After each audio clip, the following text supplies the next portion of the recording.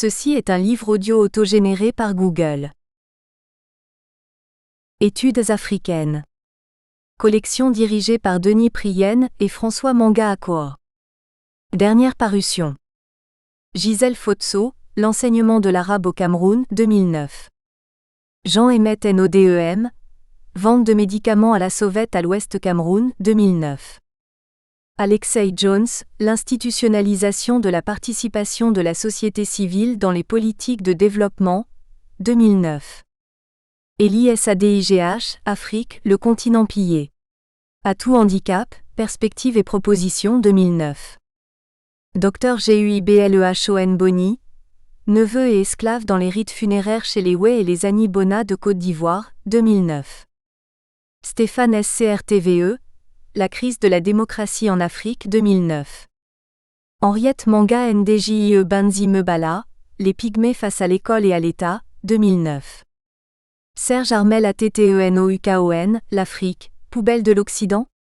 La gestion des déchets dangereux, 2009. Cédric Ondaye, Comprendre les enjeux bancaires en Afrique centrale, 2009. Laurier Yvon Ngombe, Le droit d'auteur en Afrique, 2009. Roger Kaff Ofoku, Cameroun, Liquider le passé pour bâtir l'avenir, 2009. André Yaba, Proverbes et idiotisme de sagesse des Banzebi. Gabon Congo-Brazzaville, 2009. Ferdinand Bakoup, L'Afrique peut-elle gagner sa place dans la mondialisation, 2009. Bernard Tchimbamelela, Le commerce mondial de la faim. Stratégie de rupture positive au Congo-Brazzaville, 2009. Essai Amouzou, Pauvreté, chômage et immigration des jeunes Africains. Quelles alternatives, 2009. Damien Mkpo, Pour une économie centrée sur l'homme en Afrique, 2009. Momar Cissé, Paroles chantées et communication sociale chez les Wolofs du Sénégal, 2009. Mamadou Aliou Bari, L'armée guinéenne. Comment et pourquoi faire, 2009. Papa Ibrahima Diallo, Les Guinéens de Dakar, Migration et intégration en Afrique de l'Ouest, 2009. Note de l'auteur. Le mariage en Afrique de l'Ouest est un sujet de grand intérêt non seulement pour les démographes, mais bien entendu plus encore pour les Ouest-Africains puisqu'il représente une des étapes les plus importantes dans leur vie. Au Mali, la pratique du mariage est presque universelle et peut avoir lieu à un très jeune âge de la femme, surtout en milieu rural. Les résultats des enquêtes démographiques et de santé EDS rendent compte d'une relative stabilité de l'âge au premier mariage avec un âge médian de 15,7 ans en 1987 pour les femmes de 20 à 49 ans au moment de Enquête, de 16 ans en 1995, de 16,5 ans en 2001 et 16,6 ans en 2006 pour les femmes de 25 à 49 ans. Pour les hommes de 30 à 59 ans, les âges médians au premier mariage étaient de 25,8 ans en 1995 et en 2006. L'écart d'âge entre conjoints a diminué entre 1987 et 2006, où il est passé de 9,8 ans à 7,4 ans. Le mariage est l'union d'un homme et d'une femme et de leur famille, ayant été légitimée et reconnue par les parents et la communauté. L'entrée en premier mariage correspond à un processus au cours duquel ont lieu le paiement de la dot, les cérémonies, religieuses musulmanes, coutumières et civiles, le début de la corésidence des époux et l'arrivée du premier enfant. Selon les expériences individuelles, ces étapes ne sont pas toujours toutes observées et peuvent l'être à des intervalles plus ou moins rapprochés. Le mariage est polygame, un homme ayant plusieurs femmes, ou monogame. La pratique de la polygamie est très importante au Mali et est plus répandue en milieu urbain qu'en milieu rural. En 1987, 45% des femmes en union étaient en union polygame et en 2006 elles étaient 40%. La proportion des femmes vivant en union polygame augmente avec l'âge et à 45 à 49 ans, plus de la moitié des femmes en union sont en union polygame. Traditionnellement, les démographes ont considéré l'âge du mariage des femmes comme le moment du début de l'exposition au risque de grossesse et comme un facteur associé au nombre total d'enfants nés. Or, dans le cas présent, le faible recul de l'âge au mariage pourrait cacher des changements. Ainsi, certaines mutations en cours s'observent dans la nature des cérémonies, les séquences dans lesquelles celles-ci ont lieu et les membres de la parenté qui sont impliqués. Le Mali est l'un des pays du monde où le niveau de fécondité demeure le plus élevé. En 2006, l'indice synthétique de fécondité ISF des femmes entre 15 et 49 ans était de 6,6 enfants par femme au niveau national, soit de 4,8 enfants à Bamako et 7,2 en milieu rural. Le niveau de fécondité a peu changé depuis 1987 où il était de 6,9 enfants par femme, 5,4 à Bamako et 7 en milieu rural, et même depuis 1960 à 61 où le niveau de fécondité, sans doute surestimé, était de 7,4.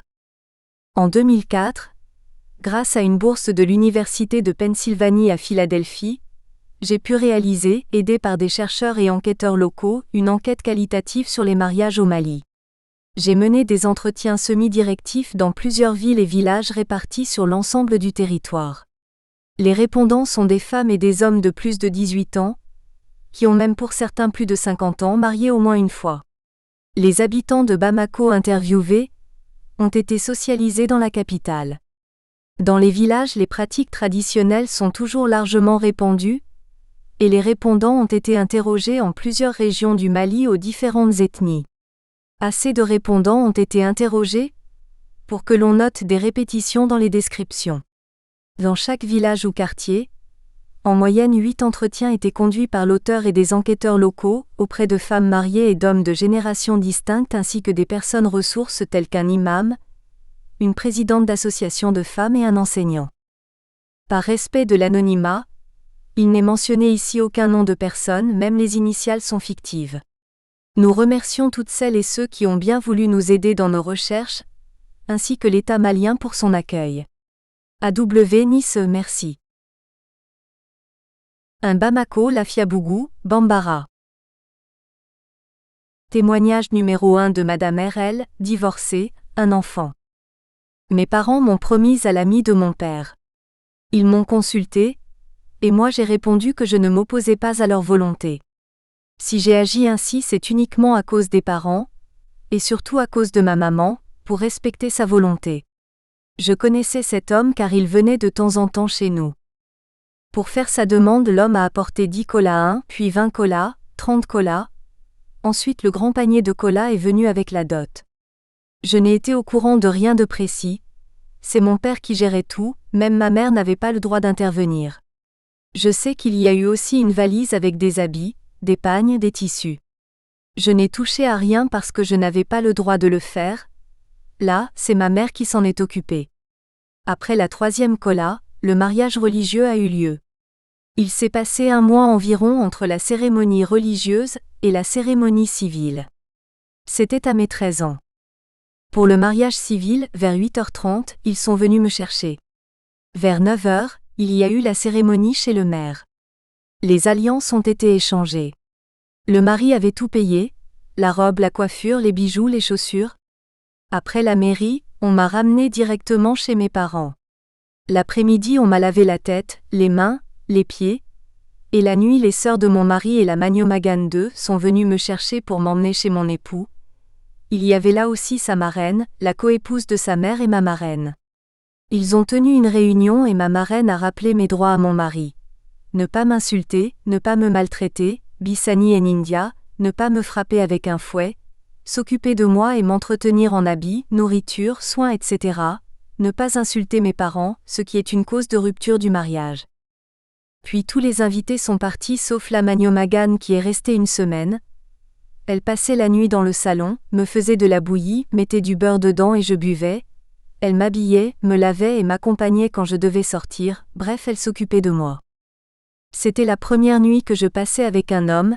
J'étais enfant, je gardais mon slip tellement que j'étais gosse. Nous avons eu des rapports sexuels dès cette première nuit. Comme il m'a trouvée vierge, il a donné des cadeaux à la marraine et à ma maman pour les remercier d'avoir su bien me garder. Elles ont aussi reçu des poulets, du beurre, des noix de cola et de l'argent. Pendant les 7 jours qui ont suivi, j'ai dû rester dans la chambre, je ne faisais rien. L'homme, après 3 jours, a pu partir vaquer à ses occupations, mais il revenait le soir. Après cette semaine, on m'a ramené chez ma mère et le soir on a chargé mes bagages pour m'emmener définitivement chez mon mari. C'est là que j'ai rencontré son autre épouse, car mon mari était polygame. On vivait tous dans une seule cour. On m'a appris comment faire la cuisine et comment m'occuper de mon mari. Après 45 jours d'apprentissage, cela a été à mon tour de prendre les choses en main. J'ai invité tout le monde, sœurs, frères, amis. J'ai eu mon premier enfant à 15 ans. J'étais chez mon mari, et tous les deux on s'est occupés de l'enfant. Avec la coépouse, on partageait la cuisine, 2 jours de cuisine et 2 nuits par femme. Mon arrivée n'avait pas plu à la coépouse, chaque fois elle faisait des histoires. Après 3 ans de mariage, on ne s'entendait plus avec mon mari, je suis donc partie.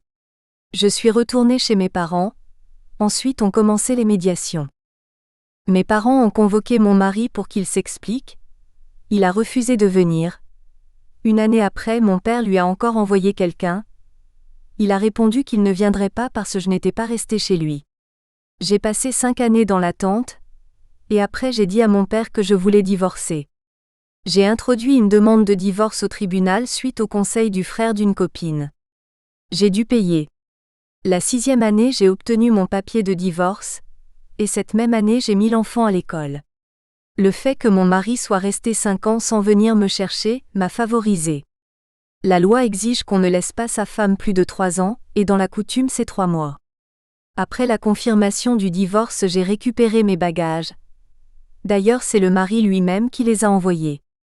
Au moment du divorce, le tribunal a condamné mon mari à me payer des dommages et intérêts. L'avocat m'a dit que quand l'enfant aura 3 ans, si son père demande à le voir, je dois le laisser partir, de même si l'enfant veut aller chez son père, je ne dois pas l'en empêcher. Quand l'enfant a demandé à partir, j'ai transféré son école chez son père.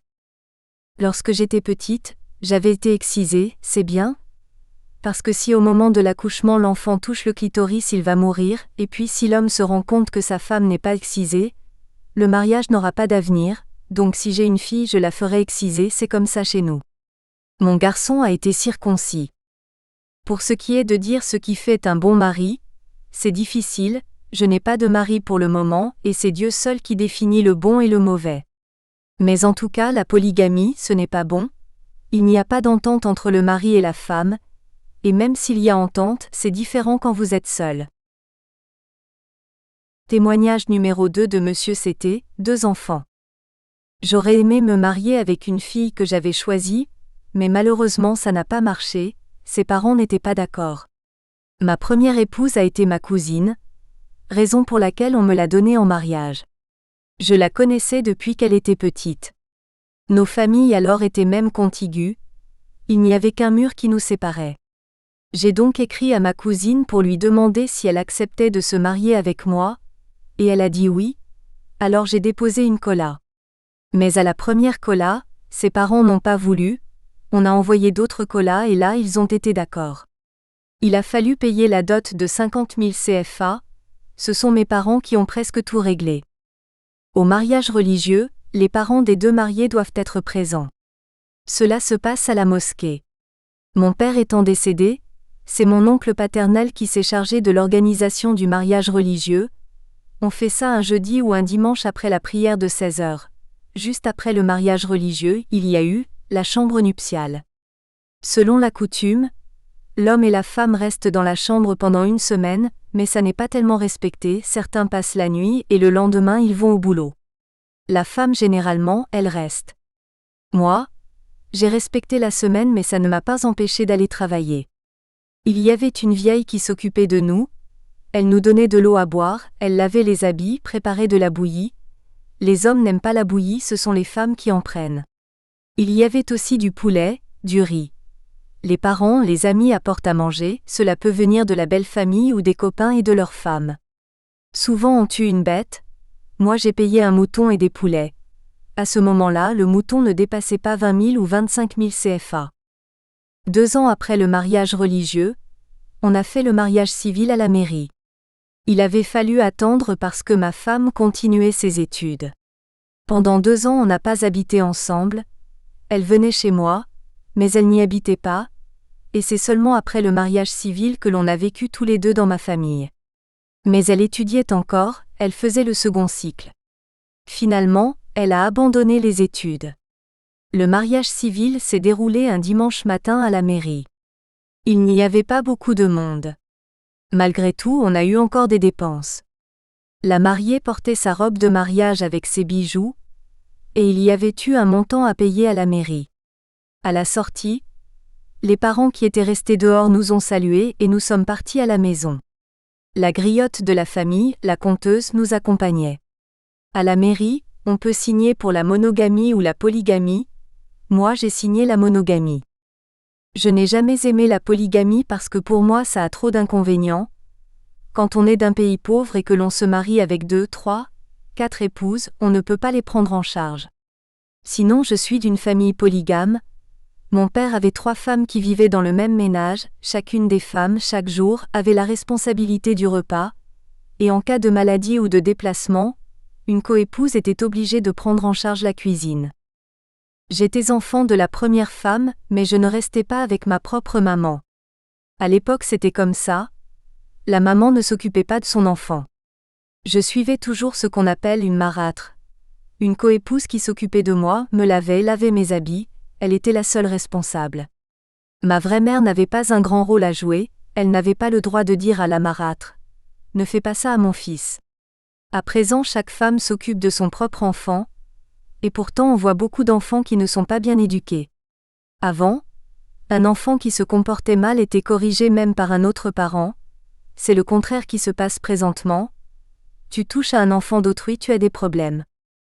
La polygamie a cependant de bons côtés s'il y a une bonne union, et si les tâches sont partagées. Actuellement la polygamie semble avoir plus d'inconvénients que d'avantages, parce qu'il n'y a plus d'union entre les gens. Pourquoi pratiquait-on la polygamie autrefois ? Il y avait un problème de culture. Plus tu as de femmes, plus tu as d'enfants, plus tu as de bras valides pour travailler dans les champs, et quand les parents sont vieux, les enfants doivent assurer la relève et s'occuper à leur tour des parents. Témoignage numéro 3 de Madame NS, divorcée, mère de plusieurs enfants. J'ai rencontré mon futur mari chez mon oncle, le jeune frère de mon père, je n'avais aucun lien de parenté avec lui. Il est venu voir mon oncle disant qu'il me voulait en mariage, alors qu'il y avait déjà plusieurs personnes qui voulaient se marier avec moi. J'avais 14 ans. Comme chez nous la tradition c'est la cola, il a donc avancé les 3 colas. À chaque fois il donnait 10 colas, plus 50 F, puis il a donné un panier et 50 000 CFA. Comme j'étais très demandé, il était pressé de tout régler rapidement. Mes parents ont accepté que cet homme devienne mon mari. C'est le bon Dieu qui l'a voulu, je lui étais destinée. Mais mes parents ne le connaissaient pas, personne de la famille ne connaissait son caractère. Mon père adoptif, car je n'ai pas connu mon père qui est décédé quand j'étais en bas âge, avait simplement dit qu'il fallait que je me marie dans la même ethnie. Le mariage s'est fait à la mosquée dans le village de mon père adoptif. Il n'y a pas eu de mariage civil. Mon mari était un artisan. Le mariage à la mairie existe surtout pour garantir les droits d'héritage de la femme dans le cas où son mari est fonctionnaire. Ce n'était pas le cas. J'ai reçu 2 pagnes, 2 grands boubous, 2 camisoles, 2 paires de chaussures, 2 mouchoirs de tête, plus 5000 F, c'était la dot. Après, il y a eu encore 2 mois avant que j'aille chez mon mari pour la vraie union entre nous. J'étais à l'école, et la question se posait de savoir si oui ou non je devais interrompre mes études, ce que j'ai fait finalement. Pour célébrer le mariage coutumier, il y a eu le tam-tam, le djembé 3 et le ntamani 4. La nuit on m'a lavé, après je suis partie chez mon mari pour la chambre nuptiale. Mon mari m'a donné 20 000 F comme cadeau, à l'époque c'était une grosse somme. Il y avait une conseillère, la Magno Magan, une parente à moi. Elle m'a dit de respecter mon mari, de me soumettre à lui, de respecter les beaux-parents. Elle m'a parlé de la cohésion de la famille et des questions sur les rapports sexuels. J'ai appliqué ces recommandations, mais j'avais déjà reçu une bonne éducation dans ma famille et partout où je vais, je fais comme chez mes parents. La Magno Magan était là pour préparer la bouillie. La tradition est de ne donner que de la bouillie à la femme mariée. On lui donne seulement le bouillon, juste le jus. Moi-même je n'ai rien compris parce que quand je suis retournée à la maison, je suis tombée de faiblesse. On raconte que quand la mariée prend des aliments lourds, elle est tout le temps dans les toilettes pour la selle, ce qui n'est pas recommandé. Mon mari n'avait pas d'autres épouses. La polygamie est d'une autre époque et moi je suis contre parce que beaucoup d'hommes prennent plusieurs femmes, sans pour autant subvenir à leurs besoins.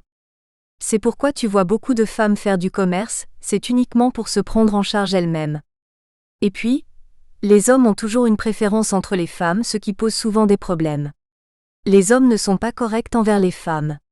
En Afrique, les coépouses ne peuvent pas s'entendre, il y a toujours des tensions entre elles. En principe, on ne doit pas mettre ensemble les coépouses, pour qu'elles ne soient pas frustrées à cause de gestes que le mari fait vis-à-vis de l'une au détriment de l'autre. Si elles sont éloignées, elles ne le sauront pas, sinon de telles pratiques tuent la femme.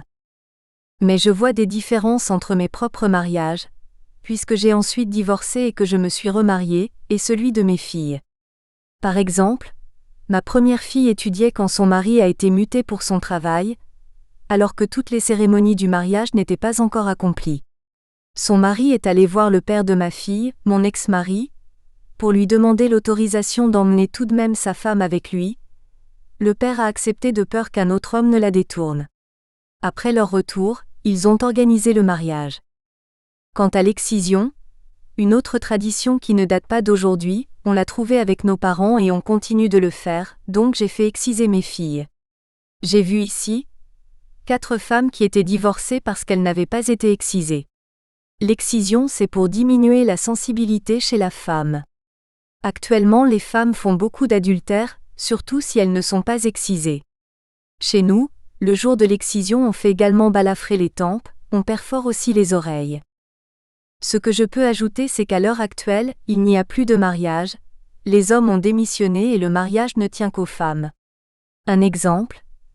Il y a une fille à côté dont on avait demandé la main depuis qu'elle était petite, mais la fille a eu une grossesse avant le retour de son prétendant qui avait mis du temps à venir. Alors le père l'a renvoyée de chez lui. Sa marâtre, sa belle-mère, est venue la confier à l'un de ses frères, où elle a encore eu une autre grossesse avec un autre homme. La fille, qui n'est toujours pas mariée, souffre de cette situation.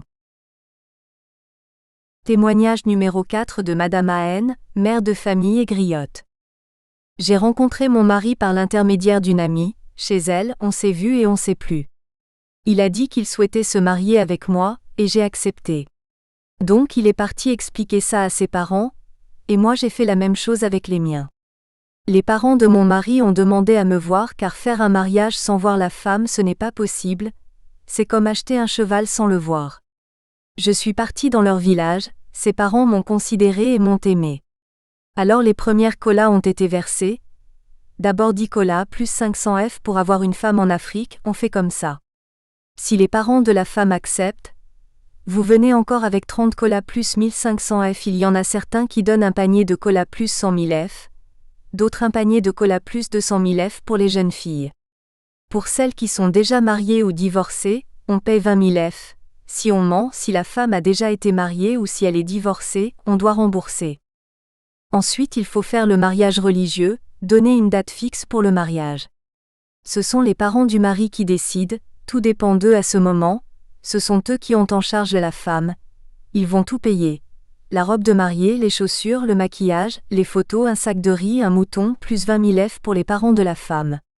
Chez les musulmans, le mouton est égorgé dans la journée pour le repas. On peut faire le mariage religieux avant le mariage civil, afin qu'il n'y ait pas trop de monde. Les sœurs du mari vont chercher des pagnes, le mari donne une certaine somme pour acheter quelques habits et ce sont les sœurs qui complètent. Quand nous avons été mariés religieusement avec mon mari, nous nous sommes vus régulièrement. Il venait chez mes parents et je venais chez les siens. Pour le mariage civil, le mari va faire une première déclaration à la mairie où on va lui donner une date, dans 15 jours, dans un mois. Le mariage civil peut avoir lieu pendant la matinée et le mariage religieux pendant l'après-midi ou l'inverse. Le jour du mariage civil, un matin on est allé à la mairie. Il y avait 2 témoins, ceux de la femme et ceux du mari. Toutes les dots avaient été payées. Après le mariage civil, on a fait le cortège pour aller saluer les gens, on est venu à la maison et on est allé danser. On est parti aussi saluer les parents de mon mari, derrière le fleuve. Les réjouissances ont lieu chez le mari, mais ce sont les parents de la femme qui paient pour les tam-tams et la griotte. Le mariage a duré environ 1 semaine. Les marraines, les sœurs, la magnomagane, la conseillère, accompagnent en voiture la femme chez son mari. Moi, j'ai dû attendre un mois entre le mariage civil et l'entrée chez mon mari, car mes parents n'étaient pas prêts pour les dépenses dont ils avaient la charge. Le jour d'entrée chez le mari, vers le crépuscule, les femmes se rassemblent et amènent une calebasse remplie d'eau. Les marraines, les sœurs, les voisines viennent former un cercle autour de la femme. On dit devant elle ce qu'elle a fait à la maison. Elle a bien travaillé, elle a respecté ses parents, elle a bien aidé la famille et on lui lave les mains, les jambes, la figure, la tête en la couvrant d'un pagne noir. Alors elle est prête. Elle rentre dans sa chambre. La petite ou la grande sœur du mari reste avec elle et on attend patiemment le moment venu d'emmener la mariée chez son mari. Lui, il attend chez lui. Mais on va chercher une autre chambre pour que les nouveaux mariés passent 7 jours ensemble, ce sont les jours de noces, les nuits de noces. La femme restera camouflée sous la moustiquaire, même s'il fait chaud, pendant une semaine du matin au soir sauf le moment où elle va se laver, c'est la loi africaine. La nuit, le mari vient se coucher avec sa femme. Pendant tout ce temps, la magnomagane prépare la bouillie pour donner à la femme, elle lui prépare l'eau pour se laver, elle l'aide. Le mari part passer la journée chez lui, il mange normalement, il peut recevoir des amis. Des visiteurs viennent aussi voir la mariée, ses copines, ses parents. Le mari fait des cadeaux à sa femme, de l'argent, des bagues d'alliance, des bracelets en or.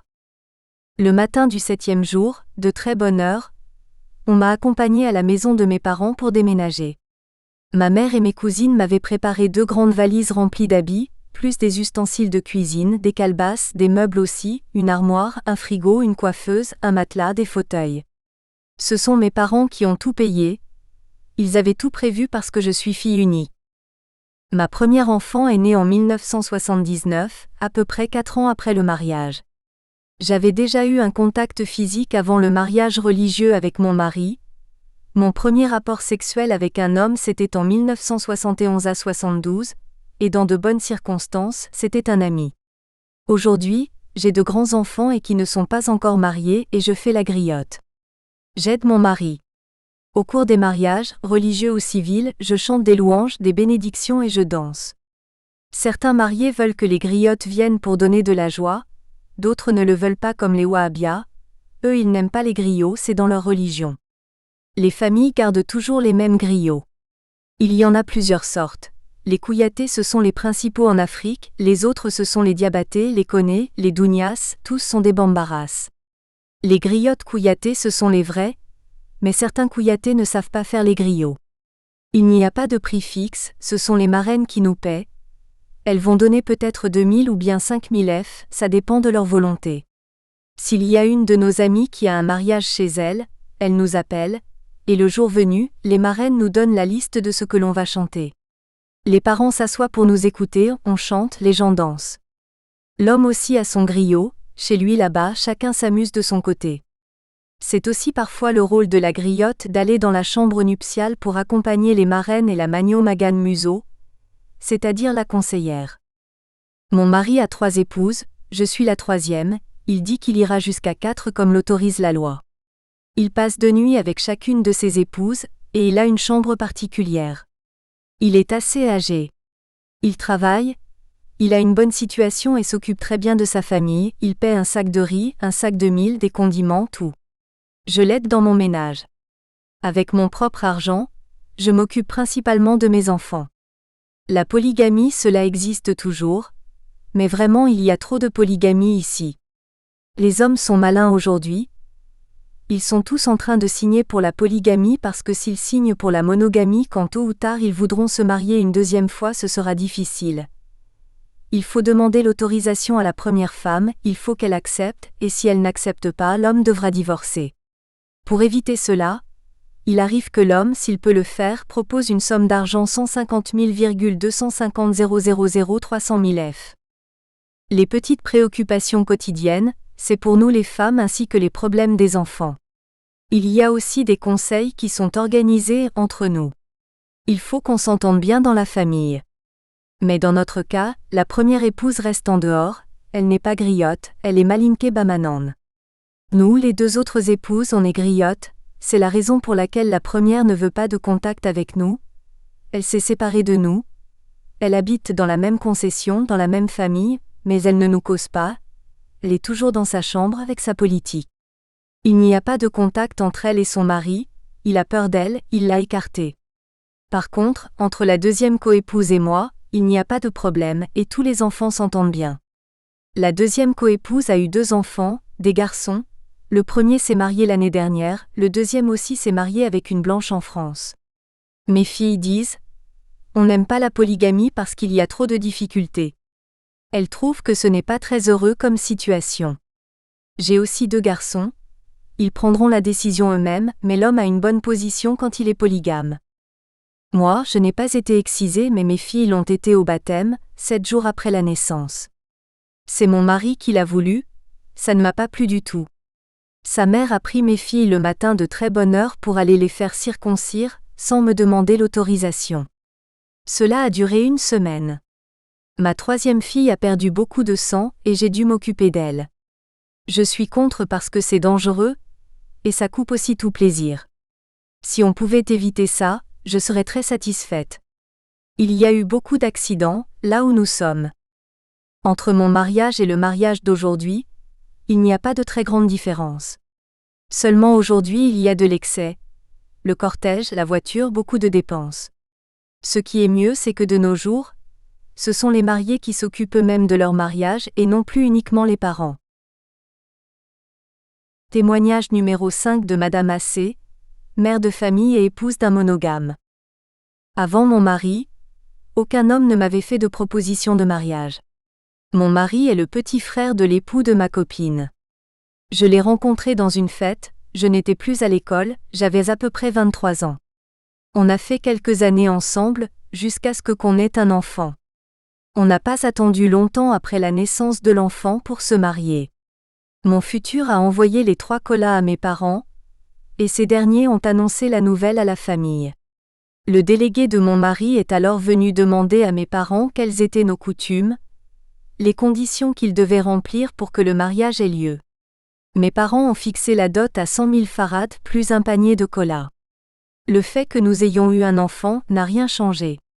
Après avoir reçu la cola et la dot, mes parents ont de nouveau appelé tous les autres membres de la famille pour leur faire savoir que désormais il y avait un homme qui m'avait demandé en mariage, et en même temps, ils les ont consultés.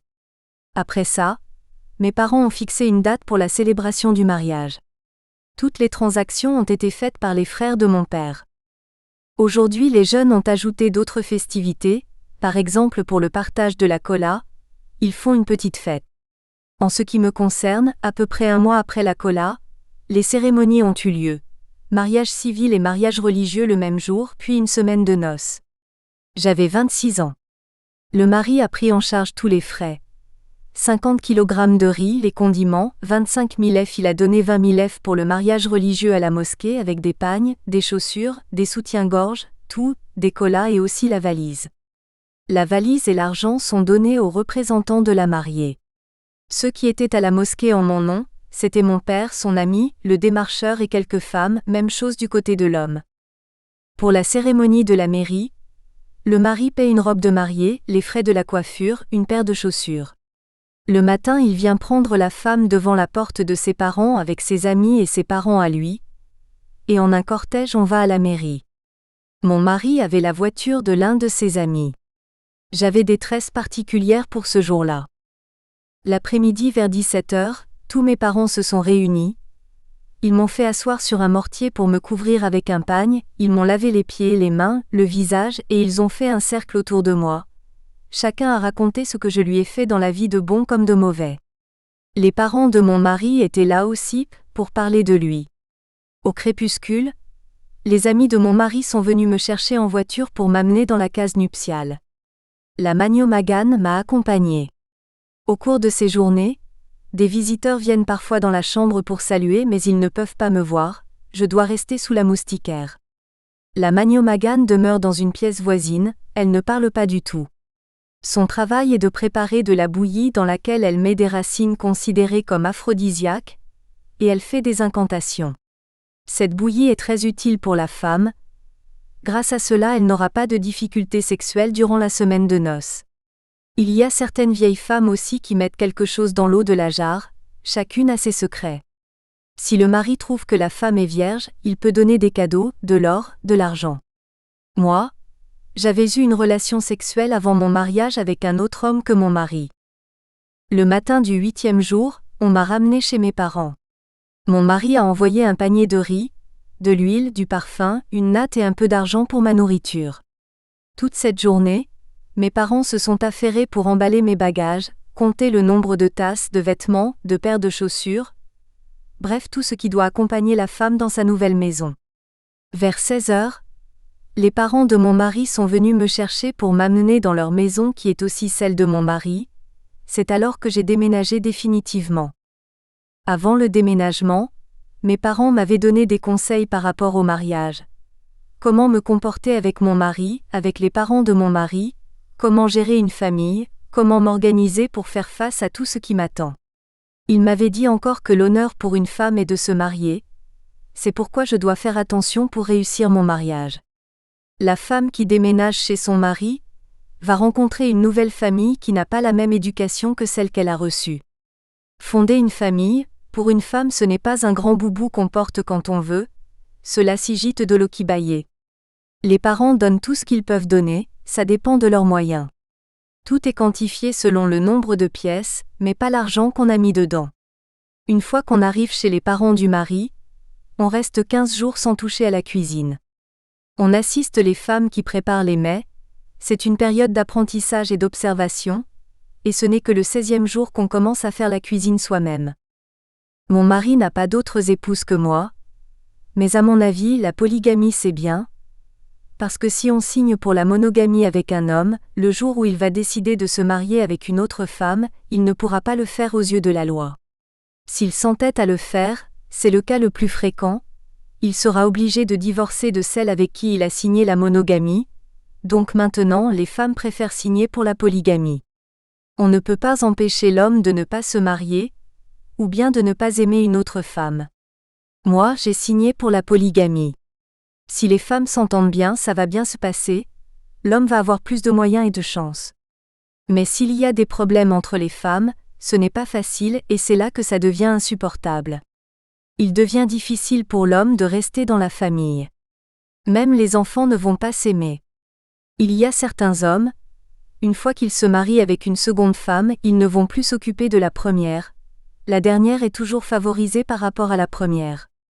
C'est comme ça que les problèmes commencent à cause du manque d'équité que l'homme accorde entre les femmes. Nous les femmes, notre rôle est de gérer la famille, le quotidien. Quant à mes filles, elles ne sont pas encore mariées. Une a été promise, mais il n'y a pas eu de célébration pour le moment, et c'est elle qui a trouvé le monsieur en question. Mes filles ont été excisées comme moi, je l'avais été. On fait ça chez nous de tout temps, c'est une coutume. Ce n'est pas bien de ne pas le faire, on le fait partout au Mali. Ce sont les femmes forgerons qui font cela, c'est une caste comme il y a la caste des griots.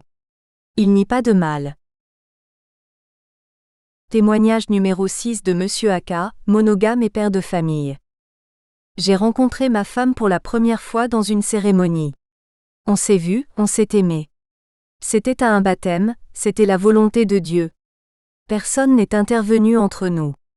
Je lui ai dit directement à ma manière, elle a compris, j'ai été de son goût.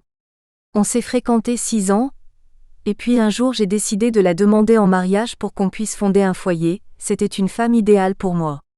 Elle était d'accord, parce qu'elle m'aimait. Mon grand-père a fait les démarches. Il est allé voir les parents de la fille, il a envoyé son griot pour parlementer. Les parents ont dit qu'il n'y avait aucun problème, qu'elle n'était pas promise à quelqu'un d'autre. À partir de là, on a envoyé les colas et une somme de 100 000 farad plus une valise. C'est ma belle-sœur qui a financé, moi aussi j'ai participé. Entre la grande cola et la célébration de mariage, cela a pris encore beaucoup de temps, à peu près 2 ans, car il faut beaucoup de temps pour préparer un foyer, ce n'est pas facile. Avec ma femme, jusque-là on ne vivait pas ensemble parce qu'elle était trop gardée, elle vient d'une famille d'un imam. Donc on s'est aimé, on s'est fréquenté de temps en temps. Elle venait chez moi, mais pas tellement. Je lui faisais des cadeaux, c'est très normal si on aime une femme. Il y a toujours des cadeaux le jour des fêtes, on se donne de bonnes paroles, de l'argent, des mouchoirs, des choses comme ça. Avant elle, franchement je n'avais jamais pensé au mariage avec une autre femme. Mon grand frère et mes sœurs ont dû faire beaucoup de démarches. Le mariage civil a eu lieu le matin. On est parti à la mairie tout simplement avec la famille, les voisins et les amis d'enfance. Ensuite on est allé faire des salutations dans la famille, et chez mon grand frère dans sa villa, on a dansé. Le soir, vers 16h, il y a eu le mariage religieux à la mosquée. J'ai simplifié mon mariage par rapport à la coutume du Mali. N'empêche qu'il y a eu des frais, et tout le monde sait que le jour du mariage il y a à manger, des boissons. Si tu veux ta femme, il n'y a pas de problème, tu paies tout. Heureusement nous n'avons pas eu à emprunter. Ensuite comme le veut notre coutume Bambara, Nous espérons que vous avez apprécié cet aperçu. Pour continuer à écouter ce livre audio sur Google Play Livres, utilisez le lien dans la description de la vidéo.